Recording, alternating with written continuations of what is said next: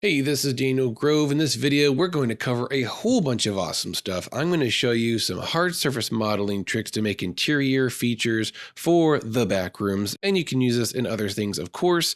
You're also going to learn some texturing tricks, some procedural material things that add variety to your boring textures, as well as scene setup, and some ways to make your scenes look more photoreal, such as compositing tricks and much more. So if you love making renders that look so real you're tricking people, then you are in the right place. I'm also going to show you how to do some camera tracking and make an animation that uses real camera movement from your phone and plops it into Blender to make realistic, terrifying Backrooms videos. So let's get started by upsetting all of my non-American friends and setting our measurements to imperial, which sounds very British to me. It's very ironic, but that's just because I am more familiar with that myself, and I'm going to be using feet and inches for creating everything. And that's really important because we're basically doing architectural visualization, making an interior that is realistic and to human proportions. We need to be very careful about how we measure things. We need to make sure things are as exact as possible. While I was making the Backrooms kit, which you can buy online, I did a lot of Googling about measurements, like how tall is a door? How big is an electrical outlet plate? How far up is a doorknob? All these little weird things you never think about that you do need to have in place when you're designing an interior space. So because of all this detail, this may be a long video. I might even have to break it into like 2 parts or 3 parts, God forbid. But it's worth it because there's going to be a lot of awesome stuff you're going to be learning, even if you've been in Blender for a while. Hopefully you learned some new tricks from me. So enough blibbiting and blabbiting. Let's get on with it.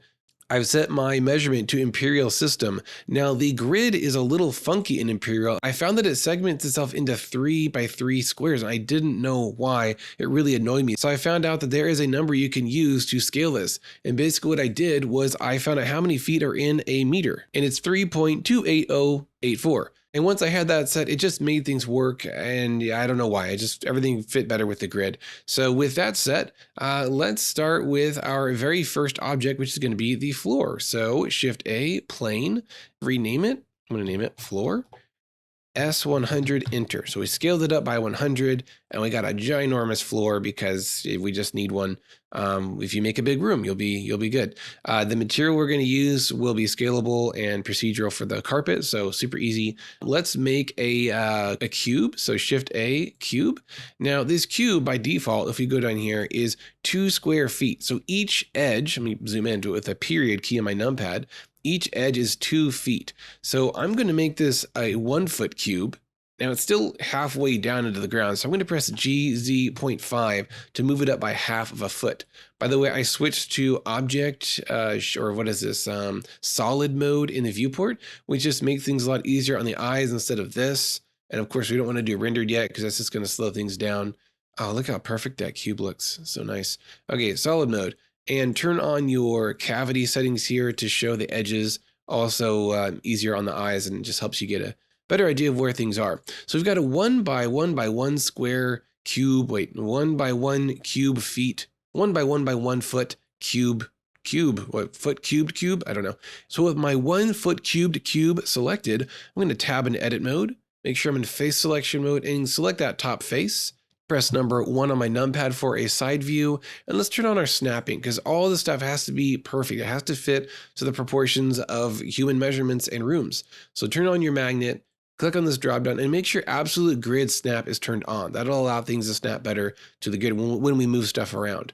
So now we've got this top face selected. Press G to move it, and then Z to make sure you're moving up directly. And you can type in a number. So 8. That moved it up 8 feet, and it was already 1 foot up. So now this is a 9 foot ceiling, which is standard because I Googled it. So there's that. Now let's move this origin point down to the bottom. We need the origin points to be exactly on this ground plane so that we can just drag and drop stuff later from the asset manager. It makes it super easy to build rooms really fast and smooth, but we need to have the origin points in the right place. So press in for the side panel, go to tool, check origins, and now if we move, we're moving the origin point, not the actual object. And I need to move it down by half a foot. So GZ -0.5. There we go. All right. Now let's make the trim on the bottom. I think it's also called a kicker. And this is just that fancy trim on the bottom of walls that, is there. And it's about 4 inches tall. So we're going to zoom in closer. This bigger square is 1 foot. So the inside is the 12 inches. Why is there 12 inches per foot? I don't know. Honestly, it annoys me too. I'm a hardcore Texan and I have my own issues with the imperial system. But, that's what we got. So we're just going to stick to it and say that it's better than metric with really no evidence. So anyway, Control R to make a loop cut and then drag it down. And I'm going to zoom in. Let's see what we're at. Probably, let's see, 1, 2, 3, 4, 5 inches. GG will slide a loop cut up and down. Now this is snapping really weird. So I'm going to actually turn off my snap GG and let's put it right there, 4 inches off the ground. This one doesn't have to be exact for the height. It's okay. So let's grab the bottom face here of this pillar, press Control plus to grow the selection, press E to extrude all the faces. They are extruded right now. They're just sitting on top of the old faces. So let's press S to scale and then Shift Z, which means scale, but not on the Z axis. It's only scaling on X and Y. And we're going to just plop it out a little bit. I don't know how much it is, maybe 1 inch right there.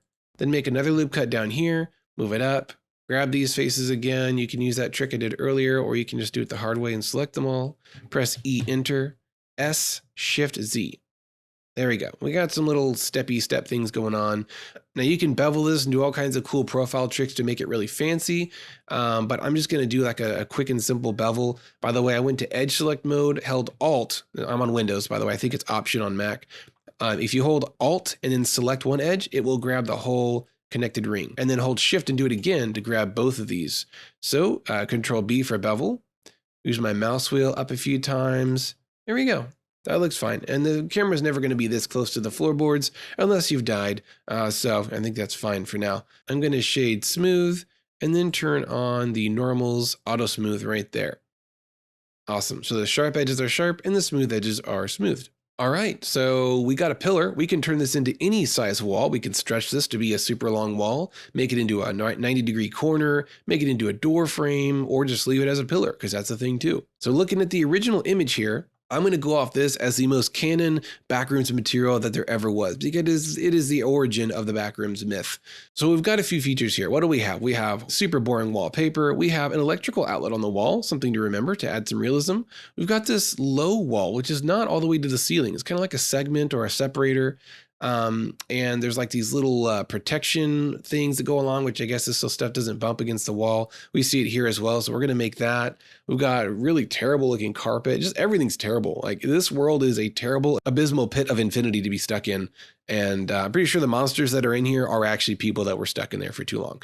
But that's just my own headcanon. And we've got some double panel length lights on the ceiling and drop ceiling. It's really terrible it's hard to see because the quality of this image is crap, but this is called drop ceiling, where there's panels that can be removed.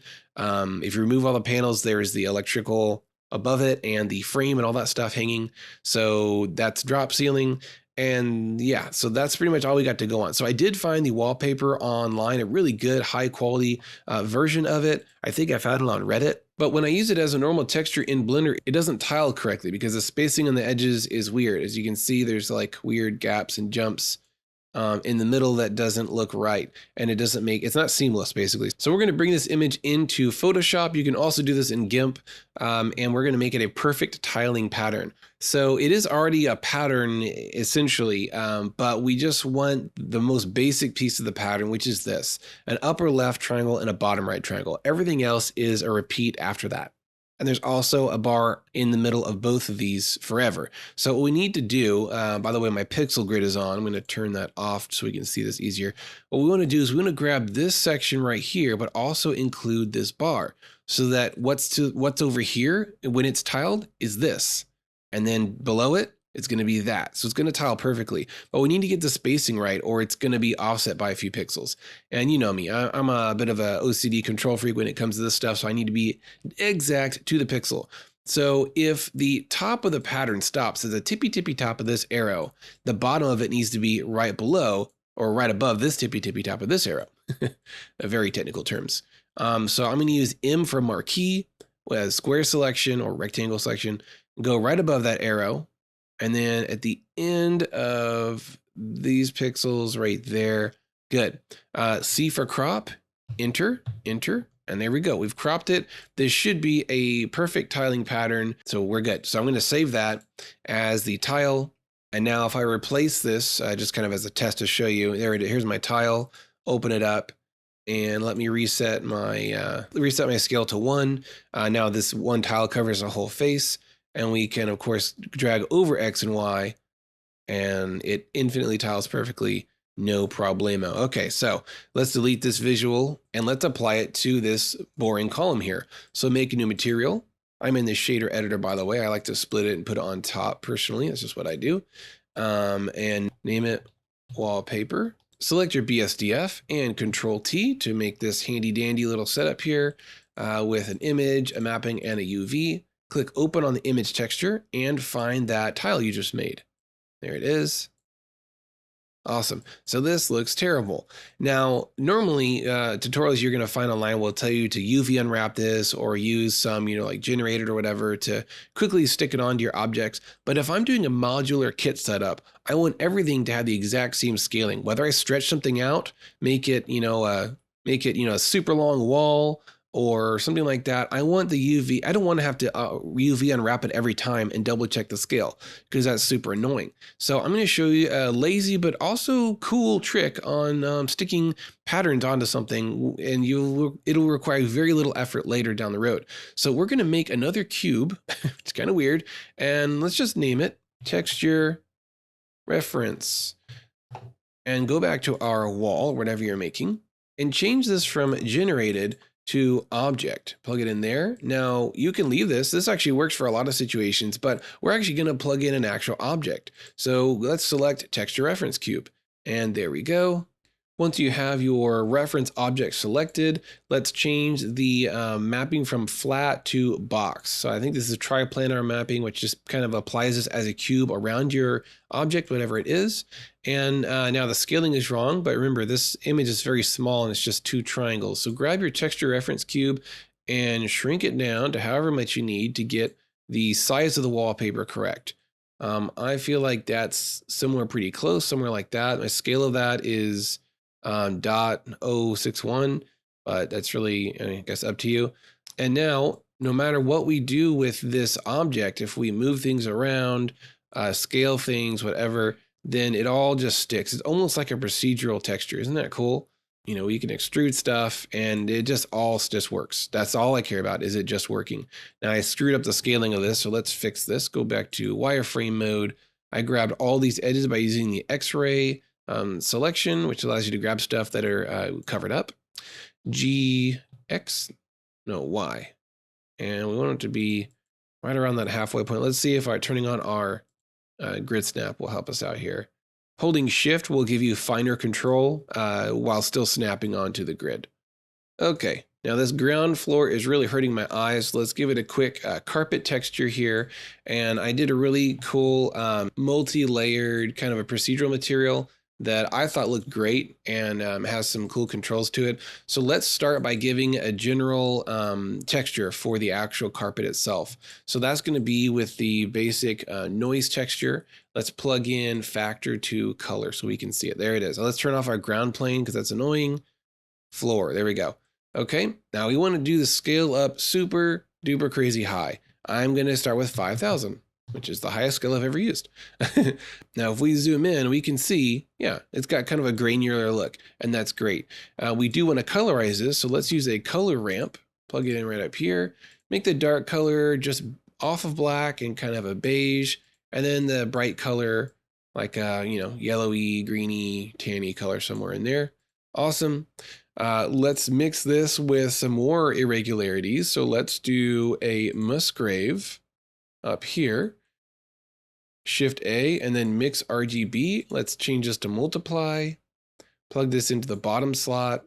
Multiply basically layers the darker from midpoint to black. We'll layer it on top. It will ignore the bright pixels. So as you can see, as I turn this up, nothing gets brightened. It only gets darkened because the dark values from the Musgrave texture. Let's turn up details all the way. Dimension down to like, I don't know, 0.5-ish. Kind of gives like a dirty, irregular texture. We can layer this on top to just break up the patterns. And you can play with the roughness as well to give more of like a fine tune, like a, textured look to the noise. And then of course there's detail as well.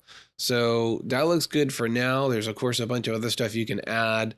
If you want to add some ambient occlusion to give it some darkness around the edges, do Shift A, type in A and B for ambient occlusion. We can copy this multiply, drop it right there, drag color into the bottom slot, leave this as multiply because that's what we want for ambient occlusion, and turn factor up all the way. Now you don't see anything because we're not in rendered view. If you do go to rendered view, all right, so look at the point where the floor intersects the pillar. If we turn the factor to 0, there's no ambient occlusion. Turn it to 1, there is ambient occlusion. It's just a slight, kind of a contact shadow is what I call it. And that looks nice, just adding a little bit more grit and realism to a scene. Now let's add the wood texture from for the pillar here. We're gonna make a new material. Tab into edit mode, and we need to grab all these edge pieces. So what we can do is just use the C for circle select, and I've got my X-ray turned on, which is again right here, and that allowed me to select these back faces that are covered up, that are on the back. Let's get back to material view and make things quicker. Awesome. So with our wood trim material selected, click assign, and all the faces we have selected are assigned to that material. Now let's make this wood texture. I did find this online for free. I'll put the link down below, and it's called Wood 025. So with the BSDF selected, I'm going to press Control Shift T, which is a node wrangler trick to bring up this automatic kind of texture adding feature. It's in my wood folder and wood 25. Press A to select all these. We got color, bump or displacement, normals, and roughness. And if I click principal texture setup, voila, all 4 of them are automatically routed, and it looks decent, but it needs to be unwrapped a little bit better. So in edit mode, I'm going to press U, and then I'll try cube projection. Yeah, that looks good. That looks pretty good. It's kind of stretched along the right direction and looks nice. Now, if you want to make this a lighter brown, then you can make a curve, RGB curve, and put it on the color texture only and just brighten it a little bit like that. Or you can make it a deeper, darker wood. Just an easy way to control the overall value of a texture is that right there. If you want to desaturate it, if it's too saturated, make a hue saturation and just turn your saturation down to like 0.7 or 0.8 or something. It does kind of wash it out, which looks kind of ugly, but it makes it less of a rich color. Now let's turn this singular column into a few different wall sizes, and then we can start adding some dirt and grime to the actual wall itself. So I'm going to name this with F2, pillar 1 foot. Turn on our grid snap. I'm going to move this over here, Shift D, Y to make a new one. Let's grab, let's go to vertex mode, C for circle select, and grab all of these vertexes or vertices on one side only, because we're going to stretch it out one direction. Press 3 for a side view, and I'm going to press G, Y, and then let's do 7 feet. So now this is 8 feet total, right? Because, well, it's in the middle, which is annoying. So let's shift this over a little bit.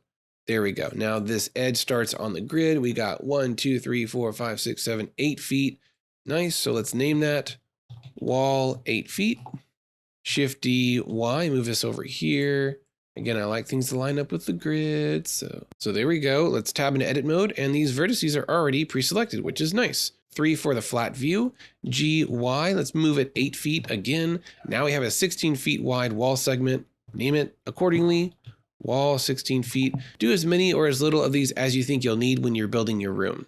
Now, one cool thing about my lazy object reference mode for texture mapping is that, watch this, if I connect these 2 walls, the textures are perfect. Look at that. There's no like weird overlap. I don't have to shift things around. Again, let me turn off my snap so you can see a little bit better. The texture is kind of laid out in 3D space, and the objects just happen to be intersecting with it wherever it is. Now, this is of course all relative to where our texture reference cube is. So watch, if I move my cube, see it in the background? It's right there above them. It moves everything. Now, I don't need to do that. I could rotate it as well to do like weird stuff. I don't know, you want to do like a crazy scene where something's going wacko. There we go. And remember, scaling will scale everything up globally. It's like a global texture point. And for this, I've never used this trick before, but for this, it works really nice. All right, let's make one of these with a doorway. So 3, Shift D, Y, move it over here. Oh, turn my grid back on. Shift Tab, by the way, is grid on and off. I'm going to line it up again with that one right there. All right, so I want to cut a hole in here. So I'm going to first place my 3D cursor right here. So I'm going to select this face in edit mode, Shift S, cursor to selected. Get out of edit mode by pressing Tab, Shift A, make a cube, and let's tab into edit mode and size this up like 2 times bigger. Again, S2 again. There you go. So now it is 4 feet wide, and then SY2, which multiplied it by 2. So it was 4 feet tall. Now it's 8 feet tall. So we've got an 8 feet tall opening, and I want to move this down a little bit. So GZ, there we go. You probably know what we're going to do already. It's called a Boolean operation. So select the cutting object, which is this cube, then select your target, and then press Control- on your numpad, and it will automatically do a Boolean operation, which didn't work because I think this cube needs to be moved down just a hair. See how it's not quite clearing the bottom? So GZ, yeah, there we go. Awesome. I'm going to turn off my snap so I can put it just a little bit below. There we go. So we could do that to make like a window, or all the way down like so. Actually, this is a little too tall for an opening, so I'm going to move this down another foot. There we go. So it's a 7-foot opening. And then apply that Boolean, apply. There you go. Now delete this wireframe cube, which was the cutter. Now it's just nothing. And we've got this. The floorboards look a little funky. We can probably fix that really quick if we use the knife tool. So let's do K for knife. I'm going to turn off X-ray. So K, I'm going to grab this bottom vertices and cut over to that vertices, enter. And now this gives us a whole new face. We can apply the wood trim or assign. And then if you want to extrude it out a little bit, we got to add that to select. There we go. Quick and dirty. I know it's not like accurate. You want, this over here, but ain't nobody got time for that. So again, I'm going to tab into edit mode, K for knife, get that bottom corner to that corner, enter, select this face, grow it out a little bit, or extrude it out, Control+, apply wood trim. There we go. Just so it's doing something. All right, now let's have some fun and add some procedural dirt and just nastiness to these walls, which is totally controllable.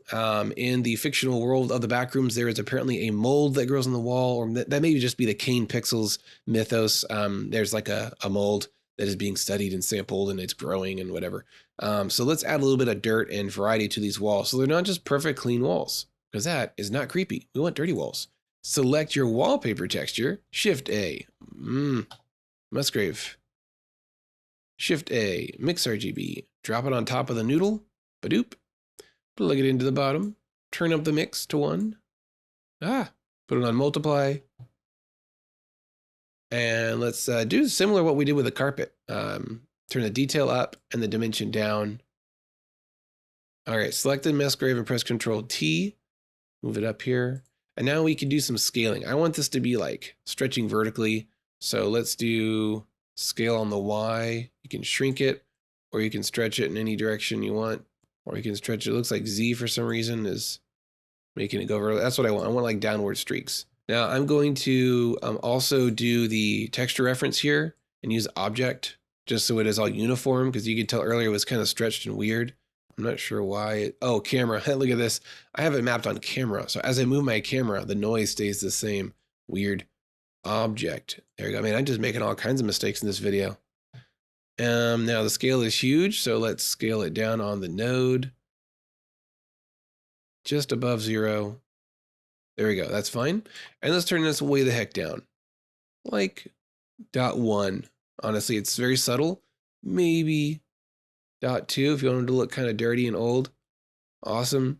That looks great. So if you have a huge room of just these walls, it's not going to just look all perfect and clean. There's going to be a little bit of variety between the two. All right, let's make the ceiling, which is really fun. So Shift C to put our 3D cursor back to the center. Shift A, make a plane. S100, enter. So we have another 100 scaled up plane.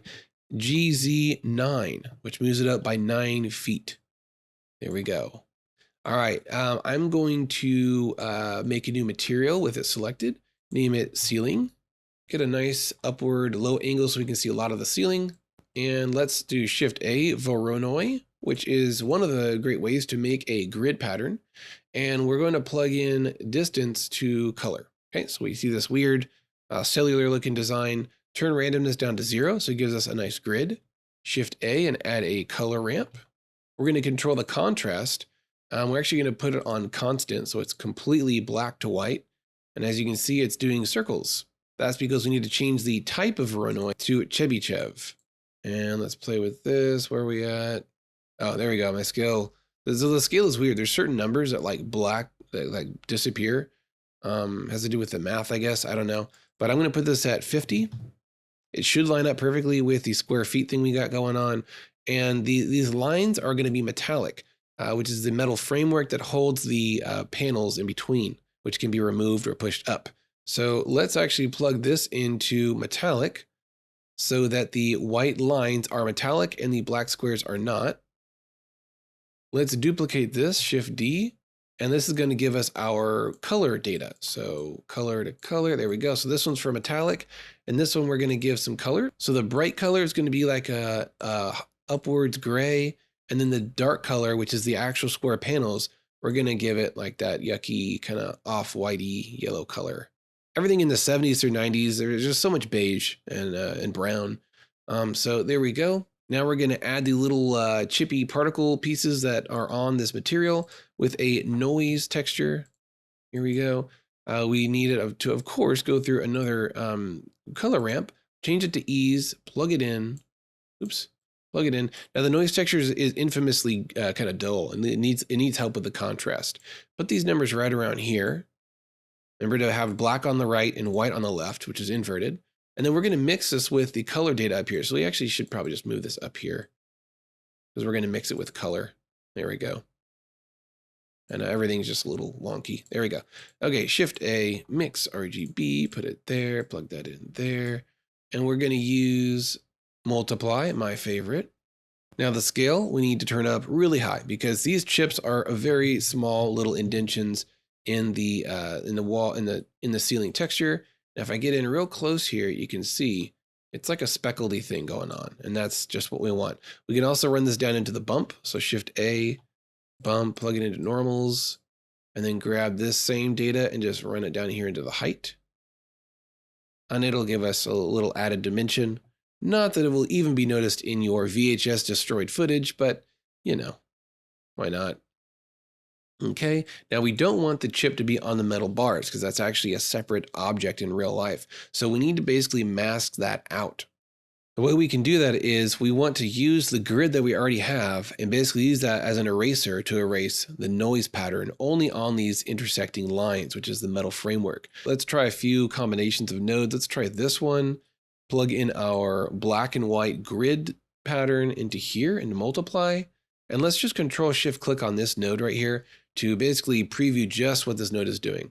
So turn mix all the way up. Okay, so we still have chips on the white, which is opposite of what we want. So let's try and flip-flop these. Now that same thing. So we actually need to invert it. So Shift A, make an invert node and drop it onto the signal, which is the grid. See, the grid's coming from down here, going to here, and yeah, there we go. So with these two things combined, we can use this for the metal map and the bump map. So let's plug this into metallic and plug it into the height down here. So we're going to use this, which is combining the grid with the chippy noise, and we're going to use this for the metal map. So I plugged it into metallic there. Let's go back to normal mode. There we go. And then also use this as the bump map, which I did by plugging it in down here. All right, so trying to clean things up a little bit, make this simpler for you. There we go. Looks good. We got imperfect, what is that, foam material, and then we got the metal strips there. All right, now what about the lights? We need to make a light. Now I found it best to not use lights in the material, but actually make objects for the lights, which we can then place wherever we want. Using arrays, we can space them out by feet, which is really cool. So let's double check that this texture lines up with the actual measurements we're using. I'm going to do that by making a cube. Now we can see the outline of the cube right there. It's underneath the ceiling, right? It's down here on the ground. So 7 for an above view, S2 to size it up.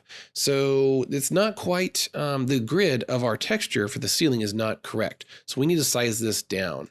So let's go over here. Let's find what perfect number will give us the right measurement grid. I'm going to move my cube up so it's kind of popping through the ceiling right there. And also I should probably connect this with a coordinate. So let's use object, It's itself object, not the texture not the texture reference thing that we did earlier. The little noise chips, because that's just kind of, whatever. So everything looks really huge. Let's size this down. See how it's centered, which is great. That's because we're using its own object as its location. Now I'm going to zoom in and try to get to where this grid is going to be halfway at this corner. I don't know how to explain that, but just watch. There we go. I think that's about right.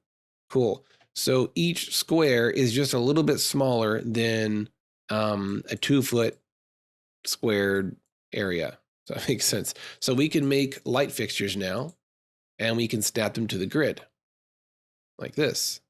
So let's make sure we're on individual origins here. So I'm going to scale this cube twice as wide. So SX2, enter. Let's move it over. There we go. I like that. It's snapping right in the middle. Now we can actually size this down to only cover up the little foam, colored, panels and not the metal framework. So let's do that. Turn off your grid. Just got to move it ever so slightly. There we go. Select this face, GZ to move it up. Now for fine modeling like this, where I'm not really going off of measurements, be sure to turn off snap to grid because it's going to screw you up. So I'm going to inset this with I. Now this inset is a little uneven, so I'm going to fix that by scaling it on the Y. There we go. And then E to extrude upwards. Don't go up too high to where you go through the ceiling, but just below it. There we go.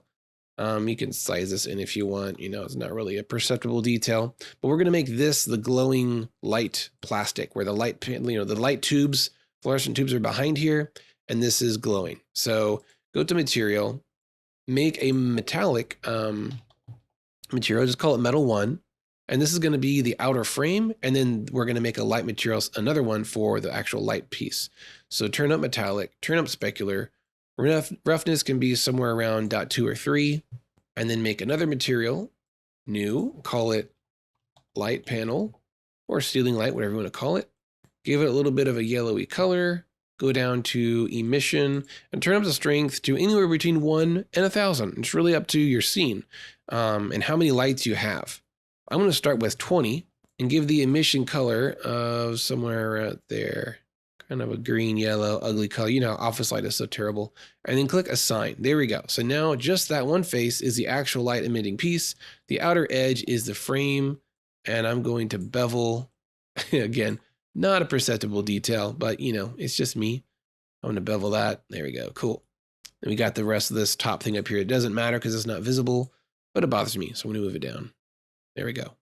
Now to make perfectly spaced light fixtures, it's really easy. Go to modifiers, make an array, turn off relative offset, which is probably what you normally use, and turn on constant offset. And we're going to make an offset of 8 feet. Now it's going in the X direction, which is probably the wrong direction. So let's put this 0. Let's do Y at 8 feet. There we go. Now how many there are is controlled by the count. So let's make 10 lights. And they're all 8 feet apart. We could do 4 feet apart to make them closer, or 2 to make them really close, and that's going to be a lot of light in one area. Let's turn off our scene light, which is already in here. I'm just going to delete it actually, because we're not going to use this sun lamp, whereas it's just floating up here in the air, nowhere. Delete it. Ah, shoot! Now I got to fix my camera view. Period. Zoom in with my wheel. There we go. Okay, let's turn on reader view. See what this looks like. Oh. Creepy and terrifying. I love it. Now make sure to turn on your snap if you're arranging things and moving things around, because we want everything to line up perfectly. There we go. Looking awesome. If you want to give some more variety to the ceiling, which does look a little bit bland and boring, it's a little too perfect, we're going to overlay yet another multiply RGB, and we're going to use a noise texture this time, because noise textures are kind of soft and not as gnarly as the Musgrave texture. So here it is with 0. Here it is turned on. I'm going to turn up the scale a lot. There we go. I like that. Maybe add some detail and some roughness. Not too much. If you turn the roughness up all the way, it kind of disappears into like really fine detail. So that to me is nice. You can control how much there is with that slider right there. Cool. All right, so let's arrange this into a gosh darn Backrooms room. I'm going to speed this part up, but you're going to see how I'm moving things around, copying things, using the snap to grid to arrange things. And I'm going to also hide the ceiling because I don't need that in my way. And I like to build rooms from the top view down. So select my ceiling, press H for hide, press 7 for above view. And that looks cool. Let's go back to material view and get to building our room.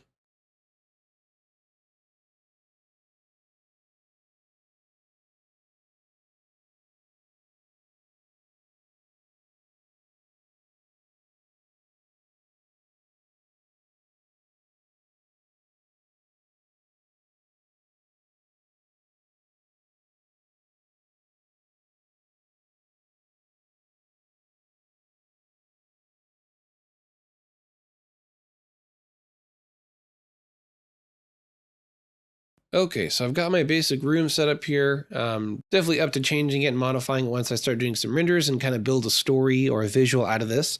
But let's get the camera set up. So I'm going to get my viewport camera set roughly where I like it.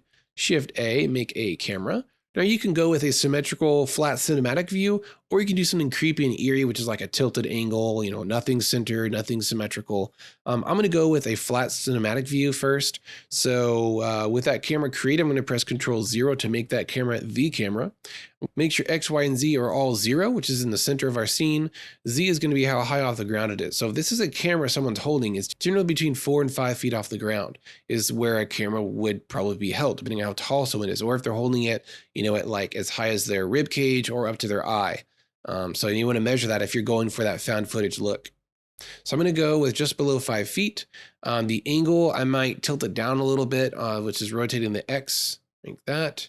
Move it up a little bit higher. There we go. Let's make the view, let's do it a wide angle lens, so 16 millimeter.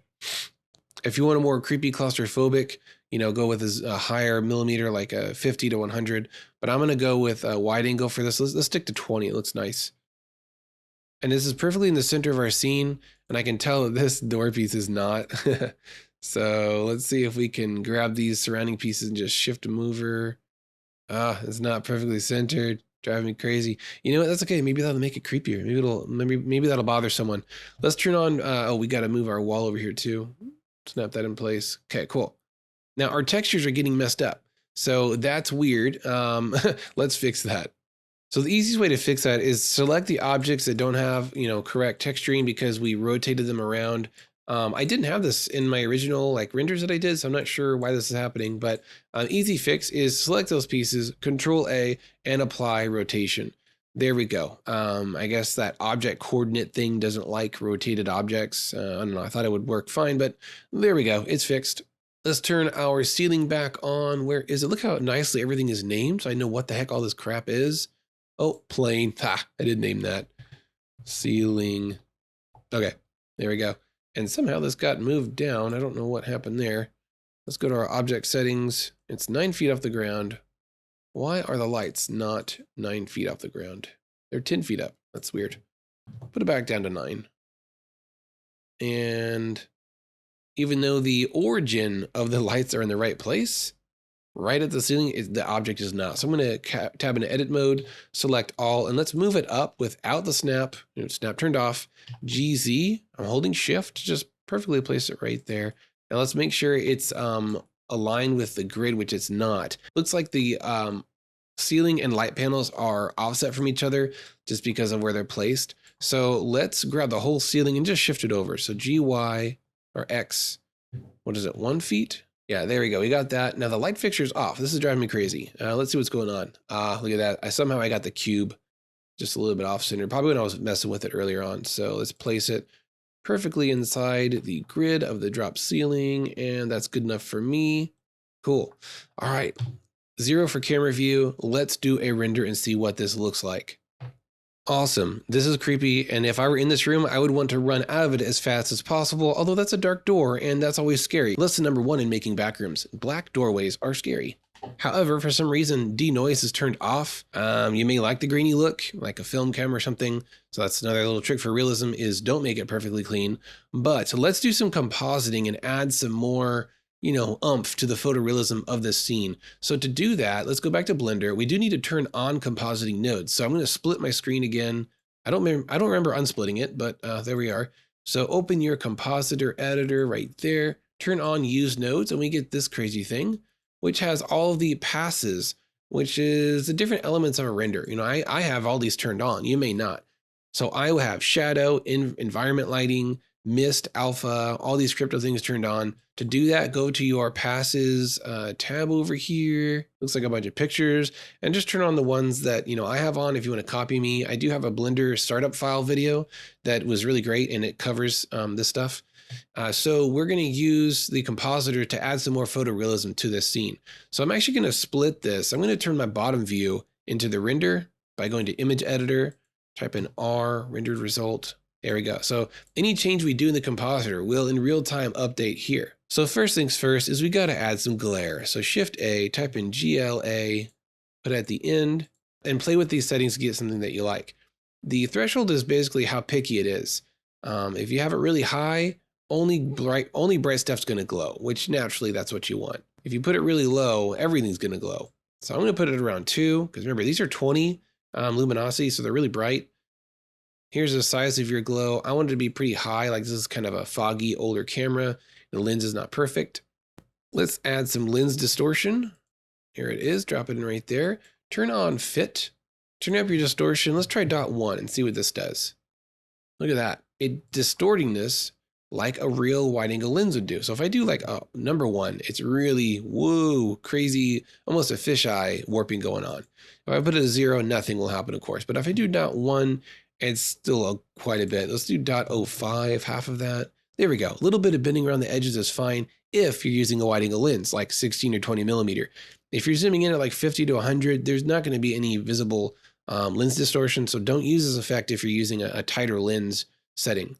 Dispersion adds some really cool chromatic aberration, like a zoom effect as well, around the edges. So I'm going to do this really lightly, like 0.02. If you zoom into the edges, you can see some kind of separation. 0.03, a little bit more. I'm also going to turn my filmic setting on to high contrast. So that's in your render tab and in color management. Make sure this is set to filmic and then very high contrast. And maybe turn it down to just high contrast if you like that more, but that's really up to you. Let's add an image overlay of some static and some camera fuzziness. To do that, Shift A, type in image, Shift A, mix RG. Well, it's just called mix here for some reason. And let's put this on top, because remember, if we have a camera static and fuzz, that was not in the lens, so it's not going to be glowing. It's added to the actual film that this is recorded on. So we're going to layer an image on top of everything we use in Compositor. Any special effects you do need to be before the film grain or static. So let's open an image. And I found a few free images online that have different types of static and scan lines and stuff. So I like this one, VHS scan lines. Just definitely Google that. You'll find a lot of cool stuff like this. But it's too small. And there is not UV unwrapping for compositing. So what you got to do is you got to transform it or scale it up. So Shift A, transform, put that right there. And let's see what number 2 does. Let's try 3. Oop, not 23. 3. There, that's kind of cool. Got some black edges. That's fine. Now we're going to mix it based on screen mode. There we go. So that looks great. That's like a terrifying found footage. Now, actually, it's not quite reaching to the top. Make sure your scale does cover your whole footage. So I'll do like 3.1. There you go. That's good. Now, this is an animated image sequence, even better. If you can download some, actual fuzz from like VHS and layer that on top of your videos when you render, or do that in post. Maybe that's even better actually to do that. But a great way to add some realism. If it's too much, you can always make it more subtle and just kind of tone it down a little bit, depending on what the pattern is. If it's also too distracting, you can use curves to make it more contrasty and add some realism that way. Now, if you're going to be doing a video render like I'll be doing soon, we are going to turn on motion blur to make sure that as the camera shakes around in terror, the motion blur just gives that photorealistic look that we're used to seeing when cameras move quickly. Oh, I almost forgot one of the most basic elements of photorealism, which is depth of field. So again, I'm going to hide my ceiling, press 7 for an above view, Find my camera. There it is. By the way, you can scale up a camera to make it easier to see what is inside of its view. Just pressing the S. It doesn't affect the actual view or anything like that. But I'm going to set a depth of field. So if you're close up to objects, let's say you're doing a shot where you're close up, working, inspecting a desk or looking around corners, you want the depth of field to be shallow and the focus to be close. So we're going to turn that on by going to the camera settings, viewport settings, and then turn on limits. Limits is basically your focus. And when you turn it on, you'll see, if you can find it, this little crosshair, which is shooting out from the camera, and you can move it close or move it far. So I'm going to show you what this looks like if we focus close. And let's go over to this pillar, RZ, to give it kind of a point it back at that door, like a creeping around the corner. 0 for camera view. And let's move this maybe right here. This will be cool. Like we're hiding between this tiny little pillar that you could totally not hide behind. And we're going to make it focus on the pillar. So grab this little crosshair and drag it just roughly where the pillar is. Oh, we forgot to turn on depth of field. Duh. Turn that on. If you want this focus to lock onto a moving or an unmoving object, you can use the eyedropper and select it, and it will always be focused on that pillar, no matter where your camera moves, which is really handy. Or you can move an object and the focus will always follow it like that. But I don't want either of that. I'm going to clear that and just manually set it to 8.3 feet away from the camera. Your f-stop is a photography term that refers to the size of the aperture opening in your lens, which does affect depth of field. It also affects exposure, but not in Blender. It's a sort of separate for some reason. I guess to make things simpler. But if you want blurry stuff, a smaller number is good. I've even used .1 before.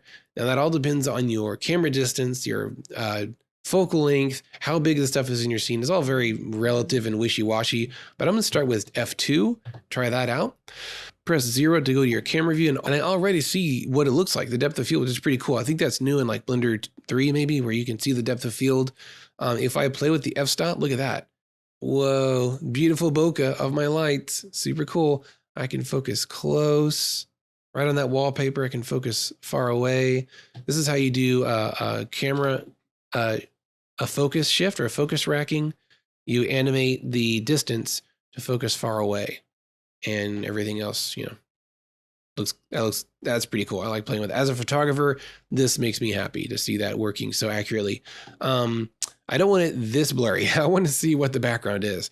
So maybe a 2.8, which is a real number f-stops get to. And the pillar is in focus. I actually wanted to focus on the door. So here we go. Click on the crosshair, drag it out, make it stop right on the door. Awesome. 0 to go back to your camera view. Now I've got the blurry, pillar, and move a little bit closer. There we go. Awesome. So as things get closer to the camera, they will be out of focus, assuming your focus is focused far. The opposite is true if the opposite is true. If you're focused close, the background will be blurry. So keep that in mind as you have your camera animating. Move your focus. If it's an automatic, VHS camera, the autofocus, I don't know how those things work. If they're manual, if they're, motorized or what. Kane Pixels does a really great job at adding the zoom noise and the focus searching. It just makes it look like a real camera. He's awesome. Definitely an inspiration of mine. So let's render this. I'm actually going to turn on denoising. I don't know why it's turned off. I'm going to up the samples to 200. Awesome. It's coming to life. I really like this. The obscured foreground is creepy and does make you feel like you're hiding from something. And wow, that looks great. This is cool. So we have a realistic camera angle. We have a story. I'm hiding behind a pillar. There's something over there or something coming through the door. There's depth of field. It's very imperfect.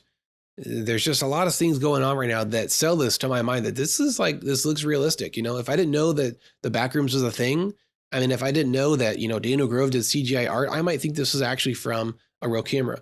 And that's what you're going for. I'm assuming most people want to go for realism. I want to show you another thing that I did on one of my renders. I added some blood splatter on the wall. Let me show you how easy that is to do that. You'll first need to find a blood splatter image texture online that is preferably a PNG with alpha, which means no background pixels. That works best. You won't have to do a whole lot of work with that. So what you want to do is click on a wall, right? 3D cursor is stuck on the wall like a dart, and then go to File, Import images as planes. This is an add-on that you need to enable in your settings. It comes with Blender, but it's not enabled. Find your blood splatter texture. I'm going to use this awesome messy one. And with it selected, let's go over here, make sure alpha is turned on, straight, I think we do pre-multiplied, and import. There we go. This image of blood is on the wall. We don't want it to be in the wall though, so we want it to be just a little bit outside. So click on it, hold shift and just whoop, 1 pixel. There we go. Size it down. Now this may have come from someone's head exploding. So where would someone's head be if it exploded? It would be, 5 to 6 feet off the ground. Make the splatter size realistic. Don't go like doing this across the whole wall. That's not how blood works. So I'm going to make this right around there. And the alpha is already set up. Let's see if this worked correctly. I'm going to move my camera to over here. So Control Alt 0 moves your camera to your 3D view. There it is. And let's make sure it's focused on the blood. Where's my focus crosshair? There it is. There we go. Focus on the blood area. 0 and render. Let's see if we did this right. All right, I can already tell I missed something with the shadows. So even though there is alpha and there's no image data here, there's still a shadow being cast or calculated. So we need to turn off the shadow feature of that mesh. So let's go back to Blender. With your blood image selected, go to the object properties. Where is it? Visibility, and then turn off shadow. There we go. Now this will no longer calculate a shadow, but it will still be visible. And it's a little bit rich. The blood is very bright. So I'm going to darken it a little bit with a curve. So I'm in the node editor here. I'm going to make a RGB curve and just drop it down a little bit so it's darker because, it's dried. It's been there for a few weeks or months. I don't know, years. There we go. That's also how you can stick graffiti or posters or blood smears or water stains or mold. That's a quick and easy way to stick stuff on the walls. Again, I hope you enjoyed this video and learned some great tricks. There are many more amazing artists out there that are making videos of this stuff way better than I can. So I was just inspired by them and wanted to add my own little, touch to it. And I hope you guys had fun. If you have any questions or comments, ask down below, and I will try to make a part 2 where I do video camera tracking and actually make an animated scene of me running in terror through Backrooms hallways. So stay tuned for that. Thanks so much for watching. Please subscribe to my channel, and I hope you'll see me again soon.